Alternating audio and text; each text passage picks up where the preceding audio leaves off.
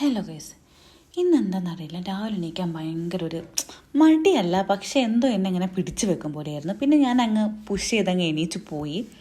എനിക്കെൻ്റെ ലൈഫിൽ ഇപ്പം കുറച്ച് ഏറ്റവും കൂടുതൽ ഹാപ്പി ആവുന്ന രണ്ട് സമയം, ഒന്ന് രാവിലെ ജിമ്മിൽ പോകുന്നതും പിന്നെ വൈകുന്നേരം ഏട്ടൻ വന്നതിന് ശേഷമുള്ള സമയം കേട്ടോ. രാവിലത്തെ തിരക്കിനിടയിൽ ഒന്നും എനിക്ക് എടുക്കാൻ പറ്റില്ല. പിന്നെ ഉച്ചയ്ക്കൊക്കെ നോർമൽ പഠിക്കുക, ഭക്ഷണം കഴിക്കുക, അങ്ങനെ ടി വി കാണുക, അതൊക്കെ ഉണ്ടായിരുന്നുള്ളൂ. വൈകുന്നേരം പിന്നെ ഏട്ടൻ വന്നതിന് ശേഷം അമ്മേനെയൊക്കെ ഒന്ന് വിളിച്ച് പിന്നെ നമ്മൾ സാധനം വാങ്ങാൻ വേണ്ടി പുറത്തിറങ്ങി. ഈ പീടി കണ്ട് നമ്മൾ അധികം സാധനങ്ങളൊക്കെ വാങ്ങൽ.